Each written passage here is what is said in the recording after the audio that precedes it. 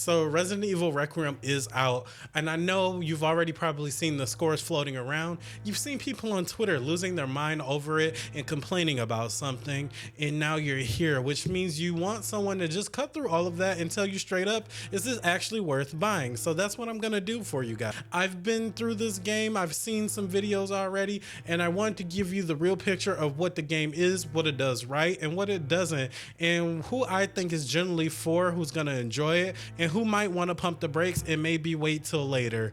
This is a before you buy, so let's get into it. First things first, what is even Resident Evil Requiem, and why is this kind of a bigger deal than a normal new entry for this franchise? So here's the thing, for the past several years, Capcom has basically been running two parallel versions of Resident Evil at the exact same time. You got the first person era, Resident Evil 7, Resident Evil Village. We went back to the slow, suffocating horror, dark hallways, stuff coming out of nowhere, and general dread. And then you got the third person remake era, Resident Evil 2, Resident Evil 3 remake, Resident Evil 4 remake, which linked way harder into the polished action, slick movement, and the almost cinematic over the shoulder feat. Both of those directions built their own fan base, and both of them have people who swear by them. And for years, the question sort of hangs in the air, okay, so what comes next? Do you pick one lane or do you keep alternating them? And Capcom's answers with Requiem is basically, what if we just did both at the exact same time? And the way they did that is through two playable characters. Grace Ashcroft, who is new, she's an FBI agent who gets pulled into this nightmare. She's never dealt with anything like this before, and she plays in first person. And then there's Leon S. Kennedy. Yes, the Leon, the GOAT. He's been here before, and he plays in third person. The game bounces between them throughout the story, and the experience you get is generally different depending on whose section you're in. Now you can get into the settings and change the camera for either character. Third person for the whole time or first person for the whole time. Both are options, but the way the game is intended, Grace is in first person and Leon is in third. It's the way that I've seen a lot of people play their first run, and honestly, I think it's the right call. The fact that those two playstyles feel so different is kind of the whole point of the game. It creates this contrast that really works in the game's favor. And look, I know a lot of people were skeptical that they could pull this off without one character feeling like a B plot. That's usually what happens when you put a split game between two protagonists, but both Grace and Leon get a great deal of time here. Both of them have fully developed gameplay loops, and neither one of them feel filler, which surprised me more than I expected it to. Let's start with Grace because her sections are where the actual horror lives in the game. Grace portions of the game drops you into spaces that are tight and claustrophobic, and when the game is doing the best work, it's generally uncomfortable to move through. We're talking the classic Resident Evil formula. Small rooms, locked doors, weird keys, environmental puzzles that you have to figure out by poking around and paying attention. Limited resources and limited inventory. That kind of pacing is where you move slowly on purpose because rushing feels dangerous, and when it works, it really does. Like if you play Resident Evil 7, that creepy tension is what you fell in love with. Great sections are going to feel a lot like coming home. The enemy design in the game is worth talking about because they put real thought into them. These aren't mannequins placed in hallways waiting for you to walk by. They move throughout the environment like they have reasons for being where they are. There's a specificity to how they behave, and what makes them figuring out how to deal with them feel a lot like a small puzzle in itself. Every new area you enter, you have some kind of reading of the room. Okay, where are they? What are they doing? How do I work around this? That loop is satisfying in every single time. Grace does have tools to work with. She can crouch and stealth through areas, which is generally useful. She can throw glass bottles to distract enemies and slip past them, but this is the key thing. Those bottles are a real resource. The game treats them like any other supply. You're going to have situations where things go wrong, where an enemy is between you and the thing that you need, and you just have to deal with it. Shoot, shove, run, hide, and use your knife and figure it out. And Grace can handle herself. That is something that I appreciate. She's clearly a character who is scared. The game does a good job of communicating that through her performance, but she's not useless.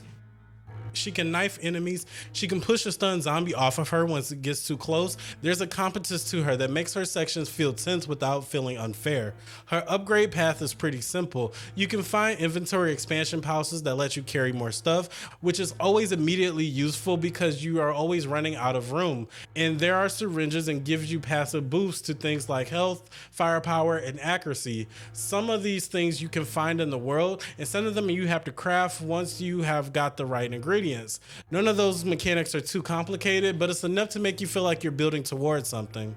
There's also a new crafting element in Requiem that I wanted to talk about because I've seen enough mixed reactions to it. You kill using a device called a blood collector, and that blood is used to craft material. The collector can be upgraded over time. The system integrates into the existing craft loop pretty smoothly. It's not some massive rework. It's more of an added layer. My honest reaction to it was that it was fine and it worked. It doesn't revolutionize anything, but it adds a small meaningful decision point. The only thing that I really have against it is that it's one more item that you're managing in a game that already asks you for a lot of inventory brain. Early on especially, it can feel like a lot, but you can adjust. The spaces Grace moves through are generally some of the best environmental design that I've seen in the franchise in a really long time. Not just how they look, though they do look great, but how they function, the way the rooms connect to each other, the way the game gates your progress through keys and items that sends you back to the places that you've already been, the way that your knowledge of space becomes a legitimate advantage the longer you spend in it. That's old school Resident Evil done right, and Requiem delivers in these sections consistently.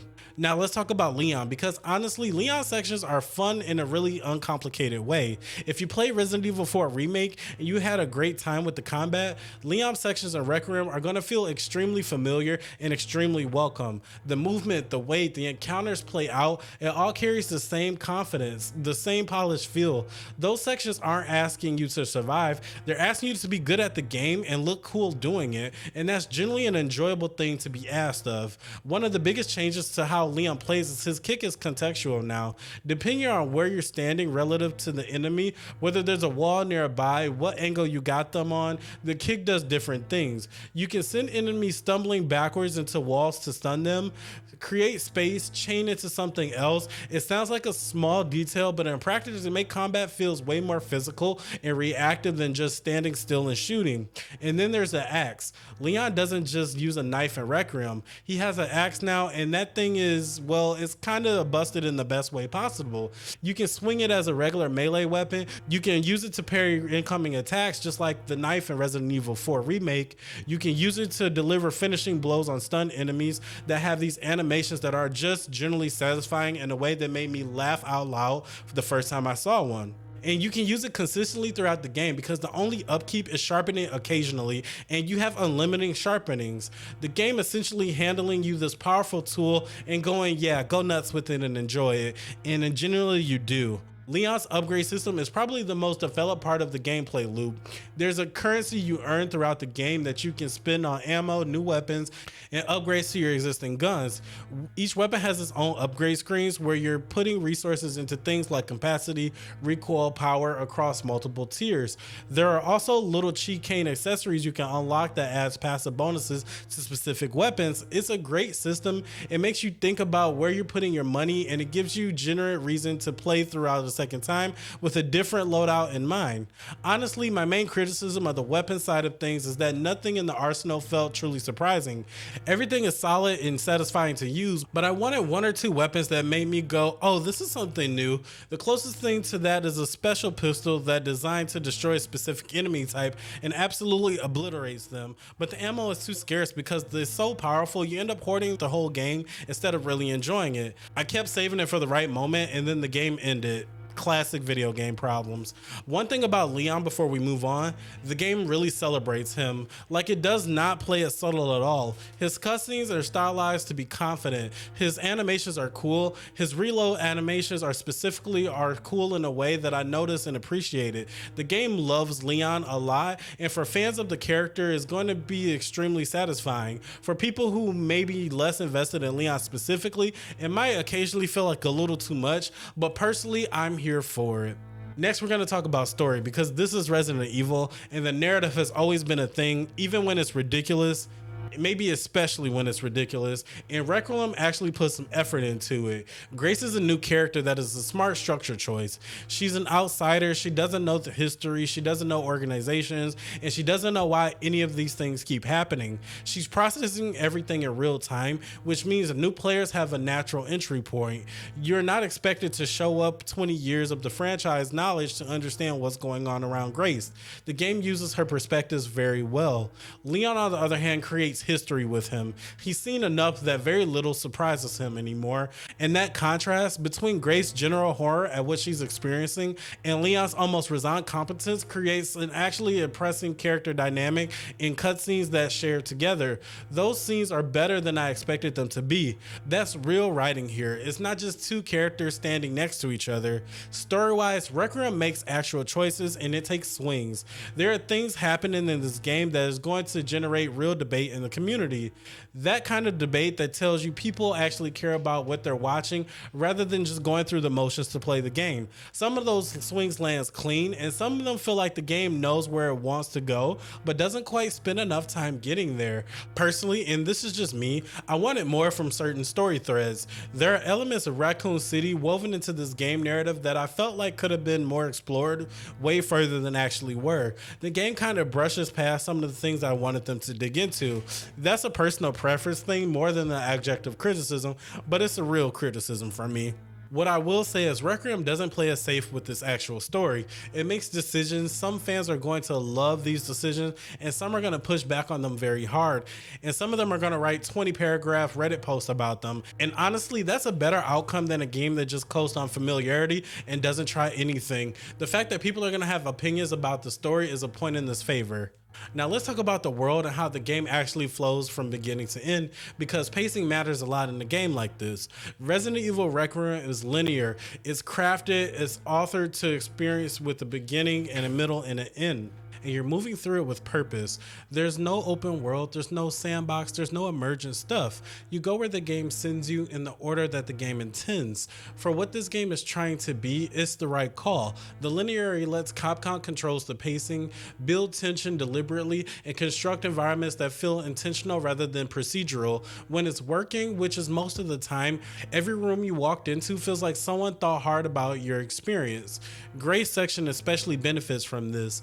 Those spaces are designed in a way that rewards you for being thorough. You learn layouts, you start to understand where the enemies tend to be, which paths are safer, and which rooms have things worth coming back for once you picked up a new item. The classic Resident Evil loop of acquire item, realize what a lot, backtrack with purpose is all here and it still works beautifully. Leon sections have a different feel, more forward moving, more spectacle. The environments have structure and secrets of rhythm is more about pushing through, handling what's in front of you, and seeing what happens next. The contrast with Gray's section is actually one of the more quieter strengths of the game. The two styles complement each other in a way that keeps the overall pacing from going stale. Now, what I do want to be honest about though is there are moments in the game, not many, but noticeable, where the design burrows are a little too obvious from the earlier entries of the franchise. Layouts that feel familiar, encounters that echo something that you've done in the previous game. There's even a boss fight that pulls pretty much directly from something in one of the earlier remakes. And if you played these games a lot, you're going to recognize it immediately. In that moment, I was generally a little disappointed. It didn't take the game for me. The experience around is still pretty good, but in those specific moments, it doesn't take the game, though the experience around it is still very good, but in those specific moments, the seams are showing, and I think you should know about it going into the game. The moments that are fully original though, and there are plenty of them, are generally awesome. There are sequences in Resident Evil Requiem that just got me. Unexpected things that happen that you sit back and appreciate for a second. The game earns these moments. They feel like a team wanted to give you something that you actually will remember, and they do that perfectly.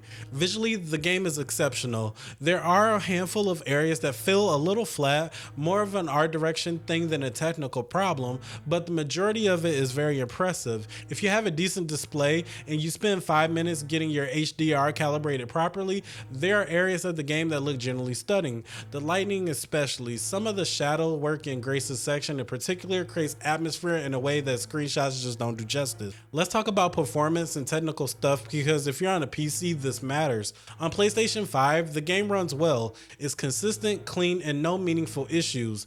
There was one moment, a very heavy action sequence, where things got a little choppy for a second. One moment, everything else was fine. On PS5 Pro, it looks absolutely the best. The extra headroom shows up clearly, but even on a standard PS5, this is a good looking game running smoothly. PC is where I wanted to be a little more careful with what I tell you. Capcom has been very solid on PC recently with the releases, but they've also had launches that needed a patch or two before they were really stable. I don't have a comprehensive data on the PC performance across a wide range of hardware at the time I'm making this video, so I say this: if you're on a PC and frame rate stability is something that you care a lot about, give it a week after launch and check in with the community and see what people are saying about it. It might be totally fine day one, it might need a patch. I generally don't know yet, and I'd rather be upfront about that than tell you something that I can't back up. For specs, if you're running something around the range of a 3060 or an RX 6700 with a halfway decent PCU, you should be in a reasonable shape for a solid experience with the 1080p or a 1440p. The game has a lot of detailed lighting and environmental complexity, so if you want to push the visual ceiling, you're going to want the VRAM for it. High-end cards are going to give you a lot more headroom for ray tracing and high frame rates. Mid-range are playable, and high-end is where it's going to be the best. How long is the game? From what I've seen from the first playthrough, it's been around 10.5 hours. I know that number is going to hit differently for different type of people. For some of you, 10 hours are short, and for those who've been playing Resident Evil games for years, the number is pretty normal. The franchise has never been about padding. It's about crafting a focused experience that you can replay better. And Requiem does support replaying it. There are multiple difficulty modes, and there's a challenge system where completing objectives earns you currency to spend on unlocks, bonus weapons, and alternative costumes, extra stuff that makes a second run feel worthwhile. Some progress carries over playthroughs. It's not the deepest New Game Plus system I've ever seen, and personally I wish it went further, but it's enough to make a second run feel rewarding rather than redundant. I've seen a lot of people get 18 to 19 hours out of it, and it doesn't feel like the game is shortchanging people. It feels like that most people are getting a full experience and went back for a lot more out of it. If you need a game to give you 60 hours to justify the price tag, Resident Evil franchise probably isn't going to be the best for you, and Requiem isn't going to change that. But if a focused, replayable 10 to 12 hour game sounds like it's a good time for you, I think a lot of people are going to enjoy it, and this is going to feel worthwhile. Let's talk about what I don't think is going to work, because it's pretty positive game overall, but I want to be sure I'm giving you the real picture here. The borrowed design elements are a thing that I kept coming back to. A familiar layout here, a recycle encounter structure there, and then there are boss fight moments that are clearly echo something from earlier games. Individually, none of these are catastrophic, but they add up to feeling, especially in the back half. The game occasionally played it safe when taking the opportunity to give you something new. For the franchise veteran, this is going to stand out more for people who haven't played every game, but for franchise veteran, this is going to stand out more rather than people who haven't played every game, but those problems are there. The upgrade shop and system for Leon is functional, but it's a little cold. In Resident Evil 4 Remake, the merchant was a whole personality. You actually kind of look forward to seeing him. Requiem is just a menu. It works, you spend currency, you get stuff, but there's no warmth to it. There's no character. It feels like a feature that needed one more pass. There's a stretch somewhere in the second act where the game loses a little bit of energy. It's not long and the game gets itself back on track, but it's noticeable when you're in it. If you hit that section and the game starts to feel like things have slowed down, just tough it out. The game back halves really delivers later on. And the story, in my personal opinion, leaves some things unresolved that I wanted answers to. The game makes interesting choices and then occasionally doesn't fully explore the implementation of those choices before it moves forward. I don't think this is a complete narrative failure, more like ambition that slightly outpaced the execution. But as someone who's been invested in the franchise lore for a long time, there are threads that I wanted pulled further more than they were. So bottom line, Resident Evil Requiem is amazing. It's not just good, it's just plain great. It does something ambition and it pulls it off. Both characters work, both gameplay styles work, the environments are done well, the combat is very satisfying, and the horror and Gray section lands perfectly. The action and Leon sections lands perfectly. The story has real moments in it. It's not perfect, it does borrow itself from a couple of titles from previous games. The middle section does stag a little bit, and the story leaves some threads that I wanted resolved. The weapon variety is good but not great, but the high ends are very real. There are moments in this game that generally surprise me, moments where something happened and I actually reacted to it out loud. That doesn't happen to me as often that it used to be as I get older, but for this game I really appreciated it. For most Resident Evil fans, this is gonna be a buy, and I feel good about saying that. For people on the fence, take a week or two and watch some gameplay and make sure the style of game actually appeals to you, but I don't think you'll regret it if you decide to do it. For people who purely want a massive open world or a 100-hour game, this isn't going to be for you. Capcom tried to do something hard here. They tried to make two separate eras of their biggest franchise blend them together and make it feel like it's integrated experience rather than two games duct taped together. And they completely pulled it off in a year where a lot of releases have been generally disappointed. But alright everyone, that's it for this video. If this helped you make up your mind one way or another, drop a comment. I do read them and I want to hear what you have to say about the game once you get your hands on it. And hey, if you want to watch this game get played in real time, come hang out with me on Twitch. Link is in the bio below. I'm going to be spending a lot of time with Resident Evil Requiem over the next couple of weeks, and I have a generally good community and I would love for you to be a part of it. Like this video and subscribe if you want more like this. But until next time, try to be as cool as Leon Kennedy is. Stay safe, stay smart, and stay alpha.